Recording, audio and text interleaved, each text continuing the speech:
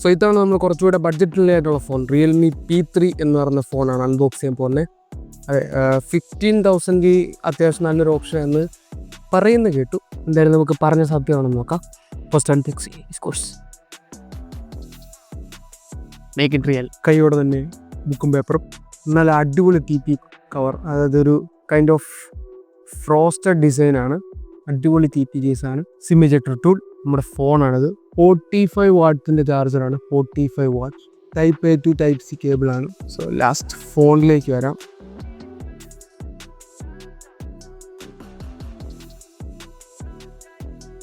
So ഇതാണ് phone. നമ്മൾ ഈ ഒരു കളർ നോക്കി മേടിച്ചാണ്, kind of silver kind of ഒരു വേരിയൻ്റ് ആണ്. ഒരു അത്യാവശ്യം കിടിലൻ ഒരു ഡിസൈനായിട്ട് തോന്നുന്നു, കാരണം നല്ല ഷൈനിയാണ്. സോ ഇത് ഗ്ലാസ് പോലെ ഇരിക്കും, പക്ഷേ പ്ലാസ്റ്റിക് ആണ്. എനിവേ നമുക്ക് ഇതിൻ്റെ ആത്മാവൂച്ചിട്ട് ബാക്കി ചർച്ച ചെയ്യുന്നതായിരിക്കും. അങ്ങനെ നമ്മൾ റിയൽമിയുടെ P3 ആത്മാവൂറ്റിരിക്കുകയാണ്. അതെ, സോൾ ഹാസ് ബീൻ ലൂട്ടഡ്.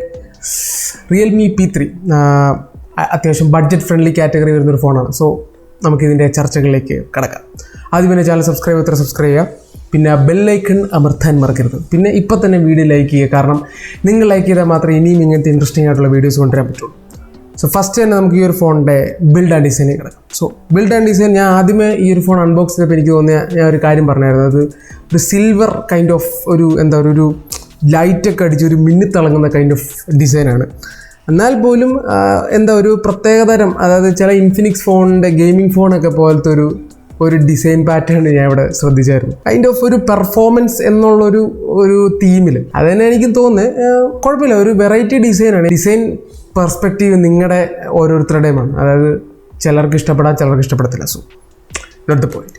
പിന്നെ 8mm തിക്നെസ് ആണ്, 194 ഗ്രാമാണ് ഈ ഒരു ഫോണിന്റെ വെയിറ്റ്. ഇനി പോർട്സ് ആൻഡ് ബട്ടൺസിലേക്ക് നോക്കുകയാണെങ്കിൽ റൈറ്റ് സൈഡിൽ നമുക്ക് പവർ ബട്ടണും വോളിയം റോക്കേഴ്സും ഉണ്ട്. താഴത്തേക്ക് നോക്കിക്കഴിഞ്ഞാൽ സിം സ്ലോട്ട് ആണ്, Type C പോർട്ട് ഉണ്ട്, അതേപോലെ തന്നെ സ്പീക്കർ ഗ്രില്ലും ഉണ്ട്. ലെഫ്റ്റിലേക്ക് നോക്കിക്കഴിഞ്ഞാൽ പ്രത്യേകിച്ച് ഒന്നുമില്ല. മേളിലേക്ക് നോക്കിക്കഴിഞ്ഞാൽ ഡ്യുവൽ സ്റ്റീരിയോ സ്പീക്കേഴ്സിന്റെ ഒരു ഗ്രില്ലും ഉണ്ട്, അതേപോലെ തന്നെ നോയിസ് ക്യാൻസലേഷൻ മൈക്കും ഉണ്ട്. അടുത്താണ് നമുക്ക് ഈ ഒരു ഫോണിന്റെ ഡ്യുവൽ സ്റ്റീരിയോ സ്പീക്കേഴ്സ് ചെക്ക് ചെയ്യാം.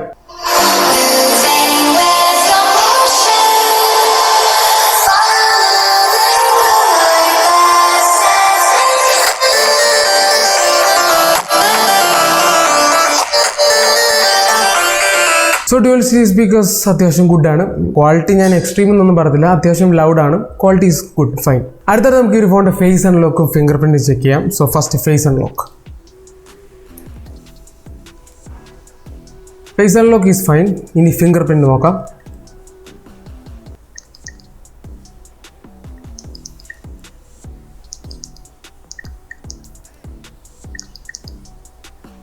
ഫേസ് അൺലോക്ക് അത്യാവശ്യം ഫാസ്റ്റാണ്, പക്ഷേ ഫിംഗർ പ്രിൻറ്റ് ചെറിയൊരു ഡിലേ കാണുന്നുണ്ട്. കോഴ്സ് ഈ ഒരു ബഡ്ജറ്റ് ആയതുകൊണ്ടാണ്, പക്ഷെ എന്നാലും കുറച്ചുകൂടി ഇമ്പ്രൂവ് ചെയ്യാവുന്നതാണ് ഫിംഗർ പ്രിൻറ്റിൻ്റെ കാര്യത്തിൽ. അടുത്തത് നമുക്ക് ഈ ഒരു ഫോണിൻ്റെ ഡിസ്പ്ലേ പറ്റി സംസാരിക്കാം. സോ ഈ ഒരു ഫോണിൽ നമുക്ക് ലഭിക്കുന്ന 6.67 ഇഞ്ചിൻ്റെ ഒരു ഫുൾ HD+ AMOLED ഡിസ്പ്ലേ ആണ്. 120 Hz റിഫ്രഷ് റേറ്റ് ഉണ്ട്, HDR സപ്പോർട്ട് ഉണ്ട്, അതേപോലെ തന്നെ 2000 nits പീക്ക് ബ്രൈറ്റ്നസ് ഇവർ അവകാശപ്പെടുന്നുണ്ട്. അത്രയും കിട്ടുമെന്നൊന്നും എനിക്ക് ഉറപ്പിച്ച് പറയാനൊന്നും പറ്റത്തില്ല. ഇനി സ്ക്രീൻ വിസിബിലിറ്റി പറ്റി നോക്കുകയാണെങ്കിൽ screen visibility is good. It's not the best, but നമുക്ക് അത്യാവശ്യം സൺലൈറ്റിലൊക്കെ സാധനം കാണാൻ പറ്റും, മീൻസ് സ്ക്രീൻ കാണാൻ പറ്റും, വേറെ പ്രശ്നമൊന്നും തോന്നുന്നില്ല. പിന്നെ റിഫ്രഷ് റേറ്റിന്റെ കാര്യം ഓട്ടോയിൽ യൂസ് ചെയ്യാതിരിക്കുന്നതല്ല, 120 Hz ഈസ് പ്രിഫേർഡ്. കാരണം ചൈനീസ് യുഐകളൊന്നും മിക്ക ബ്രാൻഡിന്റെയും അത്രയ്ക്ക് ഒരു ഒപ്റ്റിമൈസ്ഡ് അല്ല. നത്തിങ്ങിന്റെ ബെസ്റ്റ് ആയിട്ട് എനിക്ക് തോന്നിയിട്ടുണ്ട്. ഇവരൊക്കെ ഇനി ഇമ്പ്രൂവ് ചെയ്യാനുണ്ട്, കാരണം ആ ഒരു ഓട്ടോ മോഡ് നന്നായിട്ട് ഇമ്പ്രൂവ് ചെയ്യണം. പക്ഷെ 120 Hz ഇട്ടാൽ വലിയ കുഴപ്പമൊന്നുമില്ല, അത്യാവശ്യം സ്മൂത്ത് ആയിട്ട് നിങ്ങൾക്ക് കാര്യങ്ങളൊക്കെ നീക്കാൻ പറ്റും. So refresh rate is fine. അടുത്തായിട്ടുള്ള ഒരു കാര്യം ഞാൻ പറയാൻ പറ്റുന്ന വെച്ചാൽ ഇത് IP68-69 റേറ്റിംഗ് ഉള്ള ഫോണാണ്. സോ അത്യാവശ്യം മഴയൊക്കെ കൊള്ളും, പിന്നെ വെള്ളത്തിനകത്തൊക്കെ ചെറുതായിട്ടൊക്കെ മുക്കിയെടുക്കാം എന്നും പറഞ്ഞ് എടുത്ത് മുക്കരുത്. പിന്നെ നിങ്ങൾ വാറണ്ടി ഇല്ലാതെ സർവീസ് സെന്ററിൽ പോയി വെറുതെ ക്യൂ നിൽക്കാൻ. അടുത്തത് നമുക്ക് ഈ ഒരു ഫോണിന്റെ പെർഫോമൻസ് എന്ന കാറ്റഗറി ഇളക്കാം. സോ കുതിര, അതെ, Qualcomm Snapdragon 6 Gen 4. ഈ ഒരു ഒറ്റ കാരണം കൊണ്ടാണ് ഈ ഒരു ഫോൺ എടുത്തത്, 6 Gen 4. അപ്പം 6 Gen 4നെ പറ്റി ചെറുതായിട്ട് പറയുകയാണെങ്കിൽ 6 Gen 3യുടെ കൂടിയതെന്നാണല്ലോ ഞാൻ പറയാൻ ഉദ്ദേശിക്കുന്നതായിരിക്കും നിങ്ങൾ വിചാരിക്കുന്നത്. അല്ല, 6 Gen 4ൽ ഏറ്റവും പ്രധാനമായിട്ട് പറയാനുള്ള ഇതിൻ്റെ കോർസിൻ്റെ കാര്യങ്ങളാണ്. അതായത് ഇതിനകത്ത് Cortex A720 എന്ന് പറഞ്ഞ ആ ഒരു ഫ്ലാഗ്ഷിപ്പ് കൈൻഡ് ഓഫ് കോറാണ് യൂസ് ചെയ്തിരിക്കുന്നത്. അതേപോലെ Cortex A5220S ഉണ്ട്, അതായത് ഫ്ലാഗ്ഷിപ്പിൻ്റെ ഒരു ലൈറ്റ് കോമ്പിനേഷനാണ് യൂസ് ചെയ്തിരിക്കുന്നത്. സോ ഇറ്റ്സ് അടിപൊളിയാണ്, കാരണം 4 nm ചിപ്സെറ്റും കൂടാണ്. അതായത് ആ ഒരു ലേറ്റസ്റ്റ് ഒരു ടെക്നോളജി വളരെ ചെറിയ ബഡ്ജറ്റിൽ ഒരു ഫോണിലേക്ക് വരുന്നു. അതാണ് ഇതിൻ്റെ ഒരു കാര്യം. അപ്പം 6 Gen 4 ഈസ് വെരി പവർഫുൾ. ഇത് നമ്മുടെ ഈ പറഞ്ഞ Dimensity 7300 പവർഫുൾ ആണ്. മേ ബി 7200 പവർഫുൾ ആണ്. കാരണം ഇത് 4x4 എന്ന കോമ്പിനേഷനിൽ ബെറ്റർ ദാൻ 7200. സോ ഇതൊരു സോളിഡ് ചിപ്സെറ്റ് ആണ്, അടിപൊളി ചിപ്സെറ്റ് എന്ന് വേണമെങ്കിൽ പറയാം. പിന്നെ 4K സപ്പോർട്ട് ഉണ്ട് for the reference.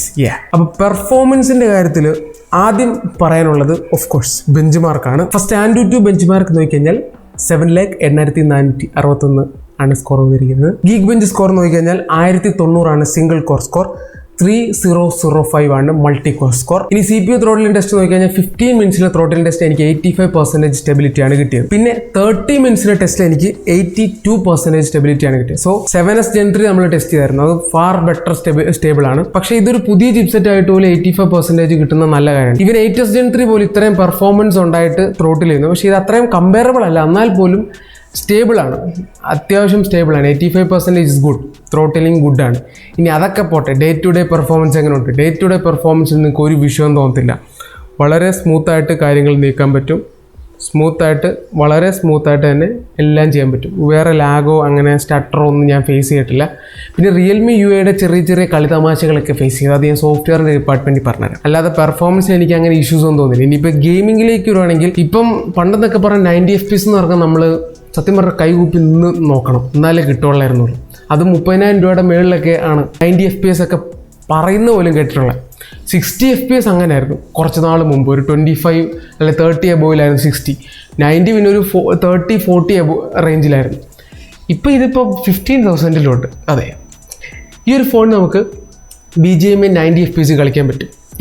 Extreme plus എന്ന് പറഞ്ഞ ഒരു സെറ്റിങ്സ് ഉണ്ട്. അതേപോലെ ഓഫ് കോഴ്സ് കുറച്ച് സെറ്റിങ്സ് ഒക്കെ ഉണ്ട്, അൾട്രാ HD അൾട്രാ വരെ കളിക്കാൻ അങ്ങനെ പറ്റുന്നുണ്ട്. ഇനി ഗെയിം പ്ലേ എങ്ങനെയുണ്ട്? ഗെയിം പ്ലേ സ്മൂത്ത് ആണ്, വേറെ ഇഷ്യൂസ് ഒന്നും ഫേസ് ചെയ്തില്ല. Game play is nice. അതേപോലെ ഹീറ്റിംഗ് ഒന്നും അനുഭവപ്പെട്ടിട്ടില്ല. എന്തുകൊണ്ടോ ഹീറ്റിംഗ് അനുഭവപ്പെട്ടില്ല. അത്യാവശ്യം ഞാൻ കുറച്ച് നേരം കളിച്ച് നോക്കി, ഹീറ്റ് എനിക്ക് അങ്ങനെ വലിയ രീതിയിൽ തോന്നിയില്ല. എന്താണെന്നും മനസ്സിലാകുന്നില്ല. കാരണം ഇനി മേ ബി അതിൻ്റെ അകത്തുള്ള പേപ്പർ ചേമ്പറിൻ്റെ ആകാം, പിന്നെ ഇവരുടെ ഒപ്റ്റിമൈസേഷനും കൊണ്ടാവാം ഹീറ്റിംഗ് അങ്ങനെ. സാധാരണ ഫോൺ കുറച്ചേലും വാം ആകും, ഇത് അത്രയ്ക്കും മീൻസ് ആ ഒരു ചെറിയ വാംനെസ്സേ ഉള്ളൂ. മീൻസ് സാധാരണ ഫോൺ വാമാകുന്ന കുറച്ചുകൂടെ വാമാകും, ഇത് അത്രയ്ക്കും ഇല്ല. അപ്പം പേഴ്സണലി എനിക്കിതിൻ്റെ ആ ഒരു ഗെയിമിംഗ് പെർഫോമൻസ് ഇഷ്ടപ്പെട്ടു. ഇതൊരു ഗെയിമിംഗ് ഫോണല്ല, പക്ഷേ 15,000-ൽ 90 FPS സ്വപ്നം കാണുന്ന എല്ലാവർക്കും ഇതൊരു മാതൃകയാണ്. അതെ, പെർഫോമൻസ് ഈസ് ഗുഡ്. അടുത്താണ് നമുക്ക് ഈ ഒരു ഫോണിൻ്റെ ക്യാമറ കാറ്റഗറിയിലേക്ക് പറ്റി സംസാരിക്കാം. 50 മെഗാപിക്സലിലെ പ്രൈമറി ക്യാമറയും 2 മെഗാപിക്സലിലെ നമ്മുടെ ചാനലിലെ സ്വന്തം പ്രഹസനം. അതെ, I miss you. Maybe പ്രഹസനം ഇല്ലാത്തതുകൊണ്ടായിരിക്കാം ചാനലിലൊരു ഉണർവെടുത്ത്. ഇപ്പോൾ എന്തായാലും എനിക്ക് നല്ല ഉണർവുണ്ട്. 2 മെഗാപിക്സൽ ഈ തോൽവി സാധനം എന്ത് സന്തോഷത്തോടെ അവർ വെക്കുന്നു. നമ്മുടെ ചാനലിന് വേണ്ടി മാത്രം ഞാൻ വിളിച്ചു പറഞ്ഞോണ്ട് സത്യം കിട്ടും. ഇനി അത് പോട്ടെ, ചവറ് നമുക്ക് പരിഗണിക്കേണ്ട. ഫ്രണ്ടിൽ നമുക്ക് 16 മെഗാപിക്സലിൻ്റെ ഫ്രണ്ട് ക്യാമറ ഉണ്ട്. ഇനിയിപ്പം ലാൻഡ്സ്കേപ്പ് ഫോട്ടോസ് എങ്ങനെയുണ്ട്? ഡേ ടു ഡേ ഫോട്ടോസ് എങ്ങനെയുണ്ട്? Landscape photos for the price it's really good. നല്ല പഞ്ചിയർ ഫോട്ടോസാണ് നിങ്ങൾക്ക് ലഭിക്കുന്നത്. പക്ഷേ എന്നാലും HDR ഒക്കെ നല്ല രീതിയിൽ മാനേജ് ചെയ്യുന്നുണ്ട്. അത്യാവശ്യം ഐ പ്ലീസിങ് ആണ്. അതായത് ഒരു 80% ഓഫ് ആൾക്കാർക്ക് ഈ ഫോണിൻ്റെ ക്യാമറ ഇഷ്ടപ്പെടും, നല്ല ക്യാമറയാണ് എന്നൊന്ന് തോന്നും. കാരണം അത്രയ്ക്കും പഞ്ചിയറാണ്, അതേപോലെ ക്ലാരിറ്റി ഉണ്ട്. അങ്ങനെ ഒരു ഇഷ്യൂ ആയിട്ട് എനിക്ക് തോന്നില്ല. എന്താണെന്ന് അറിയത്തില്ല, റിയൽമിയുടെ പ്രോസസ്സിങ് കുറച്ച് ബെറ്ററാണ്. നാർസോ 70 ടർബോ ഇങ്ങനെയായിരുന്നു, നല്ല ക്യാമറയാണ്. അതേപോലെ തന്നെ എനിക്ക് പേഴ്സണലി ഇഷ്ടപ്പെട്ടൊരു ക്യാമറയാണ്. കാരണം for the price it's good camera. ഇത്ര നാൾ ഈ 15,000 ചവറ് ക്യാമറയായിരുന്നു, പക്ഷേ അത്യാവശ്യം നല്ല രീതിയിൽ ഇമ്പ്രൂവ് ചെയ്തിട്ടുണ്ട്, വളരെ നല്ല രീതിയിൽ ഇമ്പ്രൂവ് ചെയ്തിട്ടുണ്ട്. ഓഫ് കോഴ്സ് ക്യാമറയ്ക്കും കൺസിഡർ ചെയ്യാൻ പറ്റിയൊരു ഫോണാണ്. മീൻസ് എക്സലൻറ്റ് പ്രൊഫഷണൽ രീതിയിലല്ല, പക്ഷേ ഫോർ ദ പ്രൈസ് അടിപൊളിയാണ്. ഇനി ഇത് ലാൻഡ്സ്കേപ്പ് ഫോട്ടോസിനായിരുന്നു. ഞാൻ 50 മെഗാപിക്സൽ പിന്നെ അതേപോലെ നോർമലാണ് നിങ്ങളെ കാണിക്കുന്നത്. അത്യാവശ്യം നല്ല ഫോട്ടോസ് തന്നെയാണ് കിട്ടിയത്. ഇനിയിപ്പോൾ പോർട്രേറ്റ് ഫോട്ടോസ് നോക്കിക്കഴിഞ്ഞാൽ അത്യാവശ്യം നല്ല പോർട്രേറ്റ് ഫോട്ടോസ് കിട്ടും. അതായത് എന്താ പറയുക, പോർട്രേറ്റ് ബ്ലറൊക്കെ നൈസാണ്.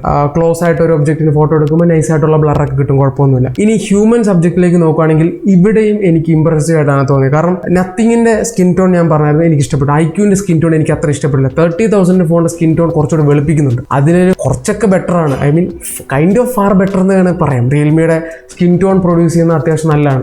അങ്ങനെ ഹെവി വൈറ്റിഷ് ഒന്നുമില്ല, പക്ഷേ skin tone is kind of matching. ഒരു 80-90% മാച്ച് ചെയ്യുന്നുണ്ട്. മീൻസ് ഫുള്ളി ഞാൻ പറയത്തില്ല, പക്ഷേ എന്നാലും എനിക്ക് ഇതിൻ്റെ സ്കിൻ ടോൺ പേഴ്സണലി എനിക്ക് ഇഷ്ടപ്പെട്ടു. ഫോട്ടോ എടുത്ത് കഴിയുമ്പോൾ നമുക്കൊരു ഇത് ഓക്കെ നമ്മുടെ സ്കിൻ ടോൺ ആണ് എന്നുള്ളൊരു തോന്നലുണ്ട്, മീൻസ് ഉണ്ട്. അപ്പം സ്കിൻ ടോൺ കുറച്ചുകൂടെ നല്ലതായിട്ട് തന്നെ ഇവർ മെയിൻറ്റെയിൻ ചെയ്യുന്നുണ്ട്. അങ്ങനെ ക്യാമറയിൽ എനിക്ക് ഇഷ്യൂസ് തോന്നുന്നില്ല. പിന്നെ എഡ്ജ് ഡിറ്റക്ഷൻ ആണെങ്കിലും നൈസാണ്. സോ പോർട്രേറ്റ് ഫോട്ടോസും അത്യാവശ്യം നൈസായിട്ട് തന്നെ തോന്നി. ഇനി നൈറ്റ് ഫോട്ടോസ് നോക്കുകയാണെങ്കിൽ നൈറ്റ് ഫോട്ടോസും അതിശയിപ്പിക്കുന്ന ഫോട്ടോസ് തന്നെയാണ്. അതായത് കുറച്ച് നേരം പ്രോസസ്സിംഗ് ടൈം ഉണ്ടെങ്കിലും ഈ ഒരു ഫോണും മറ്റു ഫോണുകൾ പോലെ നമ്മൾ വ്യൂ ഫൈൻഡർ ചിലപ്പോൾ കത്തി ഫോട്ടോ അല്ലെങ്കിൽ പൊട്ട ഫോട്ടോ ആയിരിക്കും, എടുത്തു കഴിയുമ്പോൾ അടിപൊളിയായിരിക്കും, നല്ല പ്രോസസ്സിംഗ് ആണ്, എന്നറിയത്തില്ല.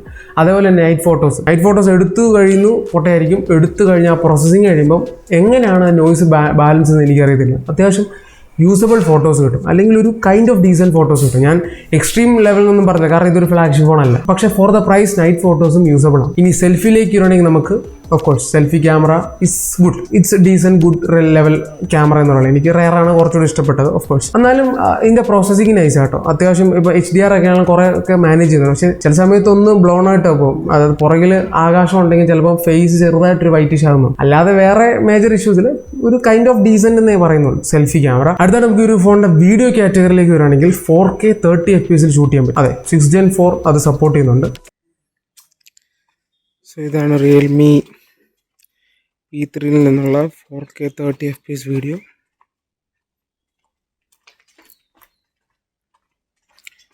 OIS-ന്റെ സ്റ്റെബിലൈസേഷൻ ഉണ്ട്.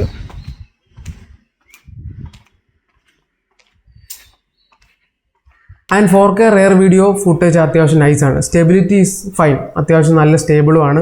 അങ്ങനെ വലിയ ഇഷ്യൂസ് ഒന്നും പറയാനില്ല. ഇനി സെൽഫിയിലേക്ക് ഇടണമെങ്കിൽ 1080p 30 FPS ആണ്. സോ ഇതാണ് റിയൽമി P3 എന്നുള്ള front video footage 1080p 30 FPS. So OIS-ന്റെ സ്റ്റെബിലൈസേഷൻ ഉണ്ട്.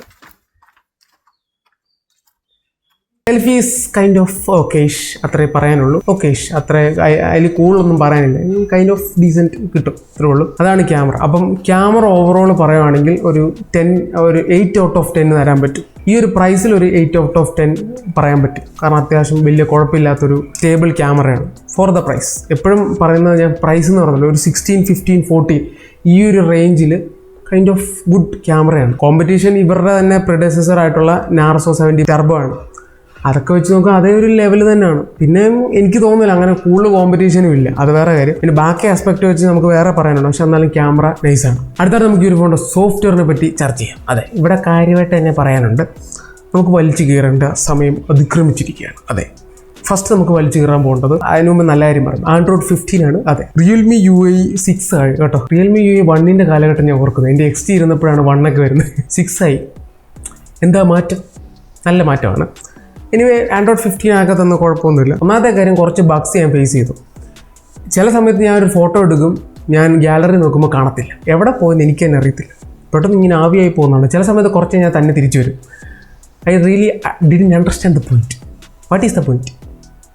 അതാണ്. പിന്നെ ചില സമയത്ത് ഫോർ എക്സാമ്പിൾ ഞാനൊരു ആപ്ലിക്കേഷൻ ഓപ്പൺ ആക്കി, ഇപ്പോൾ ഫോർ എക്സാമ്പിൾ ഇതുണ്ടോ, പ്ലേ സ്റ്റോർ ഓപ്പൺ ആക്കി ബാക്ക് അടിക്കാൻ നേരത്ത് തൊട്ട് മുമ്പ് ഓപ്പൺ ആക്കിയ ആ ഒരു ആപ്ലിക്കേഷനിലേക്കാണ് ഇത് ഷിഫ്റ്റ് ചെയ്യുന്നത്. ബാക്കി ഫോണൊക്കെ നമ്മൾ എവിടെയാണോ, ഏത് ആപ്പിൽ നിന്നാണോ പുറകോട്ട് വലിച്ചത്, റീസെൻറ്റിലേക്ക് പോയത്, ആ ആപ്പിൽ തന്നെ നിൽക്കും. ഇത് ഫീച്ചർ ആവാം, പക്ഷേ എനിക്കിതൊരു കൺവീനിയൻ്റ് ആയിട്ട് തോന്നില്ല എനിക്ക് പേഴ്സണലി. ഇനിയിപ്പോൾ ഇത് ഫീച്ചർ ആണെങ്കിൽ ഓക്കെ, ഇനി ബഗ് ആണെങ്കിൽ ഫിക്സ് ചെയ്യുക. ചിലപ്പോൾ ബഗ് എല്ലാവരും കേട്ടോ, ചിലപ്പോൾ ഒരു രസത്തിന് വേണ്ടി അവർ കൊണ്ടുവന്നായിരിക്കും, പക്ഷേ എനിക്ക് അത്ര രസമായിട്ട് തോന്നില്ല. കാരണം ഞാൻ പ്ലേ സ്റ്റോറിൽ നിന്ന് വലിച്ചു കഴിയുമ്പോൾ അപ്പുറത്തെ ആപ്ലിക്കേഷൻ മീൻസ് ലോജിക്ക് അതാവാം, കാരണം അപ്പുറത്തെ ആപ്ലിക്കേഷന് മാറാനാണല്ലോ. പക്ഷേ എനിക്ക് പേഴ്സണലി നമ്മൾ ശീലിച്ചുകൊണ്ടാവാം.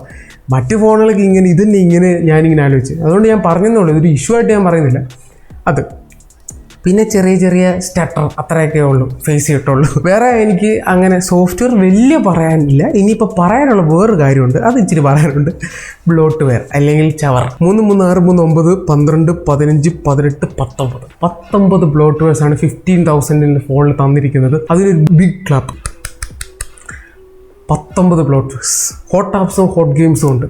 IQ നമ്മളെ അധിക്ഷേപിച്ചു അതിനെ തരാതെ. ഇവർ നമ്മളെ പിന്നെ അത്ഭുതപ്പെടുത്തുകയാണ് അത് തന്നുകൊണ്ട്.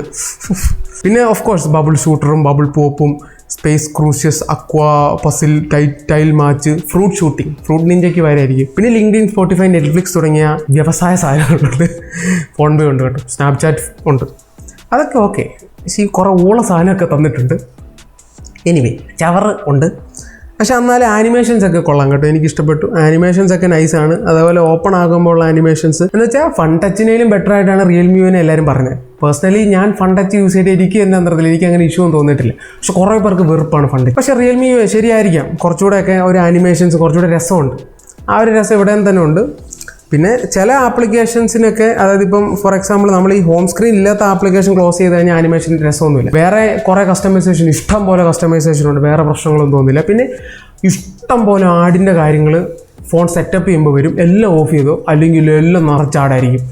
അവരുടെ അറ്റ ഗ്ലാൻസ് ഉണ്ട്, പിന്നെ കുറേ പേഴ്സണലൈസ് ആഡ് ഉണ്ട്, പിന്നെ ഗ്ലോബൽ സെർച്ച് ഒരിക്കലും അക്സെപ്റ്റ് ചെയ്യരുത്. ഗ്ലോബൽ സെർച്ചിനേലും വലിയ കെട്ട സാധനമൊന്നുമില്ല. കാരണം ചുമ്മാ നമ്മൾ എന്തെങ്കിലും സെർച്ച് ചെയ്താൽ ഉടനെ ആഡ് കാണിക്കും. അത് ആദ്യമേ തന്നെ ഓഫ് ചെയ്തില്ലെങ്കിൽ നിങ്ങൾക്കായിരിക്കും പ്രശ്നം. അതാണ്. അപ്പോൾ സോഫ്റ്റ്വെയർ ഇതാണ്, ഒരു 7/10 അത്ര എനിക്ക് പറയാനുള്ളൂ. ബ്ലോട്ട്വെയർസ് ഒക്കെ മാറ്റി കുറച്ചുകൂടെ കുറയ്ക്കുമായിരുന്നു, ഒരു മര്യാദയൊക്കെ വേണ്ടേ. അതെ, അതൊക്കെ കുഴപ്പമില്ല. ഇനി സെൻസേഴ്സിനെ പറ്റി നോക്കുകയാണെങ്കിൽ അത്യാവശ്യം എല്ലാ സെൻസേഴ്സും ഈ ഒരു ഫോണിനകത്തുണ്ട്. അതേപോലെ വോ 5G ഉണ്ട്, അതേപോലെ തന്നെ 4G+ ഉണ്ട്. കരിയർ അഗ്രേഷൻ, കണക്ടിവിറ്റി, കോളിംഗ് ഒക്കെ വലിയ കുഴപ്പമൊന്നുമില്ല. കോളിങ്ങിനകത്തും അങ്ങനെ ഇഷ്യൂസ് ഒന്നും ഫേസ് ചെയ്യില്ല. So connectivity is fine. Finally നമുക്ക് ഈ ഒരു ഫോണിന്റെ ബാറ്ററി ബാക്കപ്പിലേക്ക് എടുക്കാം. 6000 mAh ബാറ്ററിയും 45 വാട്ട്സിന്റെ ഇടിവെട്ട് അല്ലാത്ത ചാർജർ പെട്ടിക്കകത്ത് തന്നിട്ടുണ്ട്. വളരെ സന്തോഷം. അതെ, ചില ബ്രാൻഡുകളെ പോലെ പറ്റിക്കുന്നില്ല, പെട്ടിയിലില്ലാതെ 45 വാട്ട് തന്നിട്ടുണ്ട്. 1 മണിക്കൂർ 5 മിനിറ്റ് കൊണ്ട് 6000 mAh ഫുൾ ചാർജ് ആയി. 45 ആണെങ്കിലും അതിൻ്റെ ഒരു 45 തന്നെ ഉണ്ട്.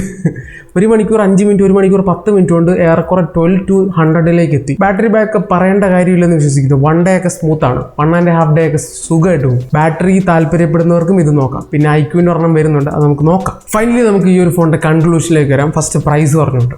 സോ ഈ ഒരു ഫോണിൻ്റെ പ്രൈസ് 6/128 GB 17,000 ആണ്. ഓഫറിൽ നിങ്ങൾക്ക് ഒരു 16-15 റേഞ്ചിലൊക്കെ കിട്ടും. സോ കൈൻഡ് ഓഫ് 15 ആണെന്ന് കുറച്ച് 17-ലും ഉണ്ട്, ഇല്ലെന്ന് ഞാൻ പറയുന്നില്ല.